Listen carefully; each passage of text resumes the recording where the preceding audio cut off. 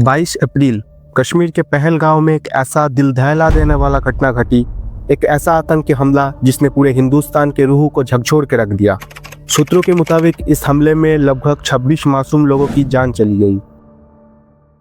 कश्मीर, जिसे भूस्वर्ग कहा जाता है, वैदिक युग में जिस भूमि को देवताओं से आशीर्वाद मिला था, यही घाटियों में, इन गुफाओं में वेद मंत्र गूंजे थे। यही हिमालय की गोद में वेद मंत्र की गूंज ने जन्म लिया था।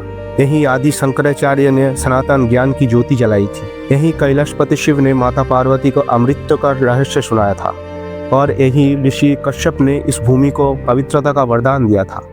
आज वही भूमि गोलियों की गूंज और मासूमों के चीखों से दहली हुई है। लेकिन इस दुखद घटना की जड़ आज से नहीं है।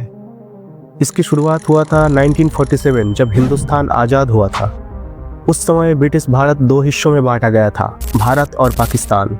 लेकिन कश्मीर एक रियासत थी और इसके शासक महाराज हरि सिंह ने चाहा कि कश्मीर एक स्वतंत्र देश बना रहे। पर पाकिस्तान इस स्थिति का फ़ायदा उठाना चाहा और अक्टूबर 1947 में पाकिस्तान समर्थित कबालियों और आतंकवादियों ने कश्मीर पे हमला कर दिया। कश्मीर आग में जल उठा। अपने राज्य को बचाने के लिए महाराजा हरि सिंह ने भारत से मदद मांगी और 26 अक्टूबर 1947 को इंस्ट्रूमेंट ऑफ एक्सेशन पे हस्ताक्षर कर दिया और इसी के साथ ही कश्मीर भारत का आधिकारिक हिस्सा बन गया।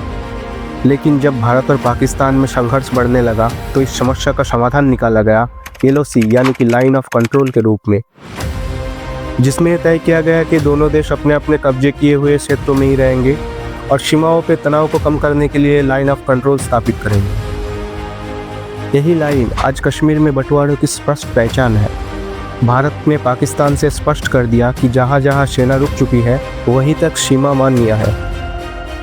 फिर पाकिस्तान ने कश्मीर के कुछ हिस्सों को आज़ाद कश्मीर के नाम से घोषित कर दिया। लेकिन ये आज़ाद कश्मीर भारत का हिस्सा नहीं था, क्योंकि ये भी कश्मीर के बंटवारे का परिणाम था। और आज भी वही लाइन ऑफ कंट्रोल कश्मीर के भविष्य को परिभाषित करती है। लेकिन यही लाइन ऑफ कंट्रोल पाकिस्तान समर्थित आतंकवादी और घुसपैठियों का रास्ता भी बन गया है। बार बार पाकिस्तानी आतंकी इस लाइन ऑफ कंट्रोल को पार करके भारत में घुसपैठ करते हैं और आतंक फैलाते हैं। कभी अमरनाथ यात्रियों के ऊपर गोलियां चलाया जाता है तो कभी पुलवामा जैसे नरसंहार को अंजाम दिया जाता है। 14 फरवरी 2019 जब पुलवामा में एक फिदायीन हमला हुआ जिसमें भारत के 40 जवान शहीद हो गए। लेकिन अब सवाल ये उठता है कि क्या हम हर बार सिर्फ रो सकते हैं? क्या हमारी भूमिका सिर्फ शोक मनाने तक ही रह गई है? तो जवाब है नहीं। भारत सरकार को इस आतंकवादी गतिविधियों को रोकने के लिए कुछ सख्त और रणनीतिक कदम उठाने होंगे, जैसे कि सीमा सुरक्षा को मजबूत करना, LOC और अंतर्राष्ट्रीय सीमाओं पे इलेक्ट्रॉनिक निगरानी जैसे कि ड्रोन और सेंसर टेक्नोलॉजी को विस्तार करना जरूरी है। खुफिया तंत्र को और भी मजबूत करना, देश के अंदर और बाहर, विशेषकर पाकिस्तान अधिकृत कश्मीर और सीमा पार इलाकों में आतंकियों के योजनाओं को समय रहते पकड़ने के लिए एक बहुत ही मजबूत इंटेलिजेंट नेटवर्क जरूरी है।